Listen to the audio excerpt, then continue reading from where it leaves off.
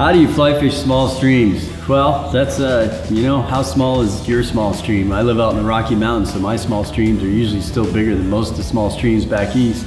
But being that I grew up in New England, I know what a real small stream is. Sometimes they're only 8 feet across, 12 feet across. They have overhanging trees all over the place. Really beautiful, fun places to fish. I love doing it. And when I do, I'll tell you right away, I use a small rod. So I like a shorter rod, maybe 7.5 foot long, and I like a 4-weight. I want something that has a little play on it, because usually on those small streams, the trout you're catching, maybe they're small brookies or, some sneaky little brown trouts in Pennsylvania. The leader, because it's a small stream, you're gonna probably have to have a pretty short leader. So it might be a 7.5 foot leader, but they're trout, so you cannot fish with a heavy one. So like a 7.5 foot for a 4X leader is ideal for fishing those trout. The other thing I do is the approach to the fish. The equipment actually isn't that hard. I just told you that in a nutshell.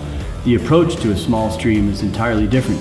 First and foremost, approach with care, because small stream fish are used to, blue herons, are used to all kinds of predators that come after them. So I stay back, literally I'll be back like 50, 60 feet, taking baby steps towards that stream, and I'm looking for trout. I'm looking for a rise, meaning a fish feeding on the surface, or I'm physically, with my polarized glasses, looking where trout live. I know how to read the water. I know that there's a log there and a soft spot behind that has some depth. There's probably a trout there. And a lot of times you'll see them even when they're not feeding. And then I'll go into stealth mode. So imagine there is a trout behind that log and I see him down there. He's looking for nymphs. Maybe every once in a while an ant or a beetle, or there is a hatch going and he comes up. I usually fish these fish from behind. If you come downstream on a fish, on a trout in a small stream, you're gonna kick up waves, maybe a little dirt, and they're gonna see you because they're looking that direction. So I come up behind them, and a lot of times I will cast directly up over their back. So I don't want my fly line to go over them, but my fly line is gonna stop like 3 feet short of the tail.